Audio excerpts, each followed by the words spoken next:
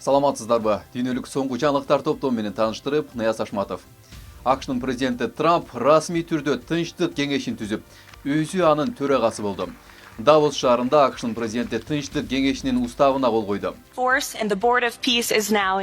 Устав расмий түрдө күчүнө кирди. Жана Тынчтык кеңеши эми расмий түрдө түзүлгөн эл аралык уюм, деди Ак уйдун басма сөз катчысы Кэролайн Левит.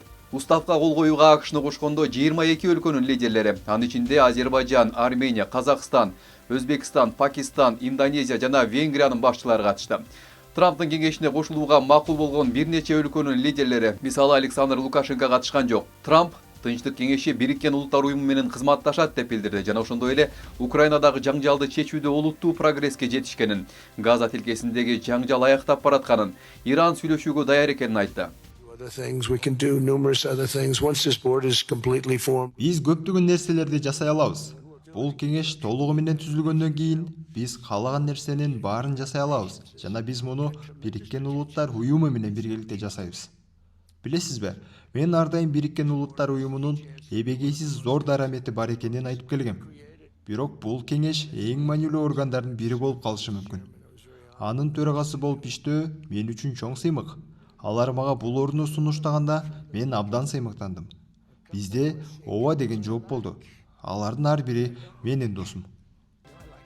Орусиянын президенти Владимир Путин Трамптын Тынчтык кеңешине $1 миллиард берүүгө макул экенин айтты. Бирок ал акчаны Орусиянын тоңдурулган активдеринен берерин белгиледи.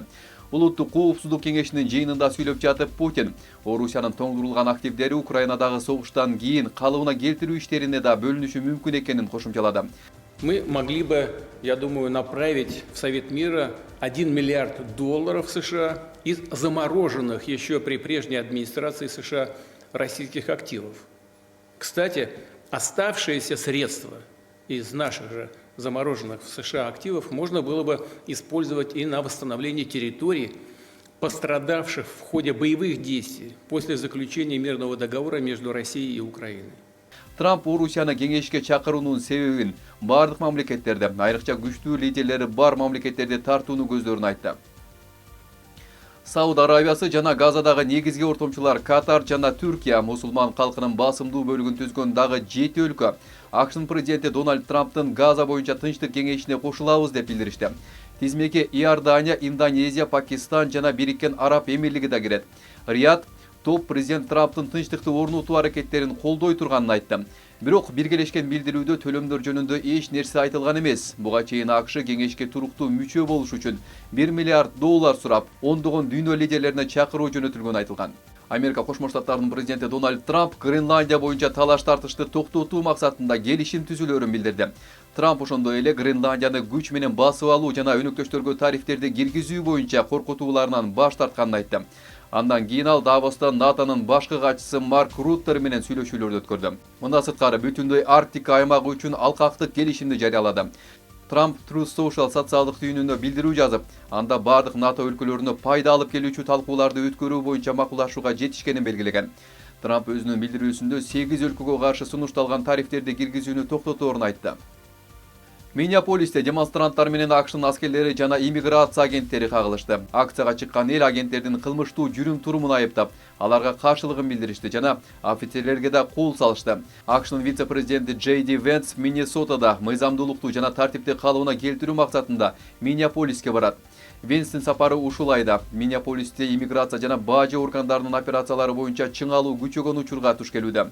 Миннеаполисте федералдык укук коргоо органдары катышкан 2 атышуудан кийин нааразылык акциялары башталган. Иранын бийлиги декабрь айынын аягында башталган нааразылык акциясында 3117 адам каза болгонун маалымдады. Бирок активисттер чыныгы курмандыктар бир нече эсе көп болушу мүмкүн деп айтышууда. Башында экономикалык нааразычылыктардан улам башталган демонстрациялар жана иш таштоолор жапырт кыймылга айланды. Ал 1979-жылдагы революциядан бери өлкөнү башкарып келе жаткан диний жетекчиликке каршы катуу толкундо болду. Иран режими аны зордук зомбулук менен коштолгон террористтик окуя катары сыпаттап, анын артында АКШ турган деп билдирди. Израилдин соккуларынан Газада кеминде 3 журналист каза болду. Анклавдардын жарандык коргонуу агенттигинин маалыматы боюнча журналисттер Мухаммед Салах Кашта, Абдул Рахшат жана Анас Ганем экени айтылган. Алардын сөөгү Аль-Акса ооруканасына жеткирилген. Кабарларга караганда сокку Газа шаарынын түштүк батышындагы Аль-Зара районунда жарандар жүргөн аймакта болгон. Көйлөрдүн айтымында журналисттер Египеттин жардам комитети таратып жаткан жардамды тасмага тартуу үчүн дрон учурушкан учурда өлтүрүлгөн. Израилдин аскерлери Сирия-Ливан чегарасындагы 4 өткөрүү пунктуна сокку урганын билдиришти. Аталган пункттар мурда Ливандагы согушчан топко жаңы соккуларды жасагандан кийин болгон. Ливандын саламаттыкты сактоо министрлигинин маалыматы боюнча өлкөнүн түштүгүндөгү Канари шаарына жасалган соккудан 19 адам жаракат алды. Алардын 5-өө ооруканага жеткирилген. Израилдин армиясы Хезбулланын буталарына жооп катары сокку уруп жатканын айтып актанды. Венесуэланын убактылуу президенти Дели Родригес жакында АКШга барат. Маалыматтарга караганда ал чейрек кылымдан ашык убакыттан бери АКШга барган биринчи Венесуэланын лидери болот. Чакыруу АКШ Каракаста аскердик операция жүргүзгөндөн бери Вашингтон менен Каракастын ортосундагы алакада чоң өзгөрүү болгондон кабар берет. Анда Николас Мадурону кармап соттоо үчүн АКШга алып келишкен. Бангладеште жалпы шайлоолорго расмий түрдө үгүт иштери башталды. Мурдагы премьер-министр Шейх Хасинаны бийликтен кулаткан 2024 жылдагы козголоңдон бери биринчи жолу шайлоо өтөт. Премьер-министр кызматына талапкер Тарика Раммана менен жолугушууга миңдеген адамдар чогулушту.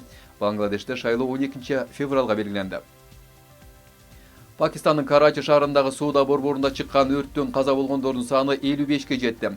Порт-Ситидеги 10 жылдан ашык убакыттан берки эң ири өрт ишемби күнү кечинде тутанып, соода комплексине тездик менен жайылып кеткен.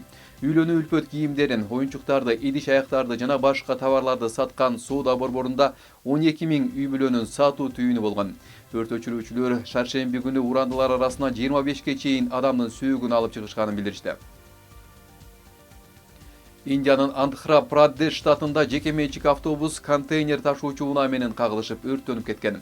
Окуянын кеминде 3 адам каза болду. Автобус Хайдарабадка бара жаткан кезде оң капталындагы дөңгөлөк жарылып кеткен. Күтүүсүз жарылуудан улам айдоочу рулду башкара албай калып, унаа жолду бөлүп турган тосмодон секирип, карама-каршы багытта келе жаткан контейнер ташуучу унаага урунган. Грекияда нөчөрлөп жааган жамгырдан улам Афинада жана өлкөнүн башка аймактарында көчөлөрдү, үйлөрдү жана ишканаларды суу каптап, кеминде 2 адам каза болду. Афина шаарынын түштүгүндөгү Глифада шаарында бир аял унаанын алдында калып каза болду.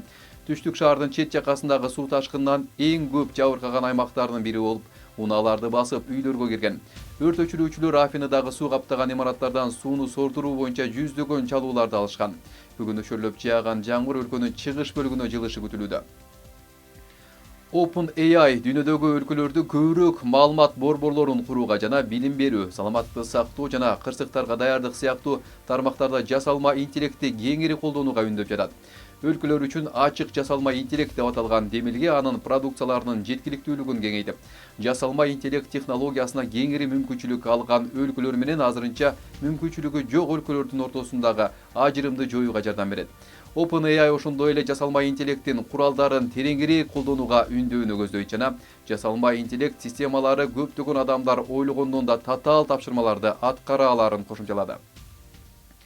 Кытайдын робот жасаган UB фирмасы учак чыгаруучу Airbus компаниясы менен келишимге кол койду. Ага ылайык учак жасап чыгарууда эми адам сымал роботтор колдонулат. UB компаниясынын маалыматы боюнча Airbus өзүнүн эң акыркы өнөр жай гуманоид роботу Walker S2-ни сатып алган. Компания эки тараптын келечекте аэрокосмостук өндүрүштө адам сымал роботторду колдонууну биргелешип кеңейте турганын билдирди. Акыркы жылдары кытайлык гуманоид роботтор сальто жасоо, жар марафондо чуркоо жана футбол ойноо сыяктуу алдыңкы шабнагайлыкты көрсөтүштү. Microsoft, PayPal жана башка 500 компания Калифорнияда жумушка талапкерлерди текшерүү үчүн колдонулган баяндамаларды уруксатсыз түзгөн деген айып менен сотко берилди. Доо арызда компания талапкерлерге баяндамаларды карап чыгуу жана талашуу укугун берген жана Калифорниянын мыйзамдарын бузган деп айтылат. Доогерлердин айтымында жумуш издегендерге кабар берилген эмес. Сиздер дүйнөлүк жаңылыктар топтому менен тааныша алдыңыздар. Саламатта калыңыздар.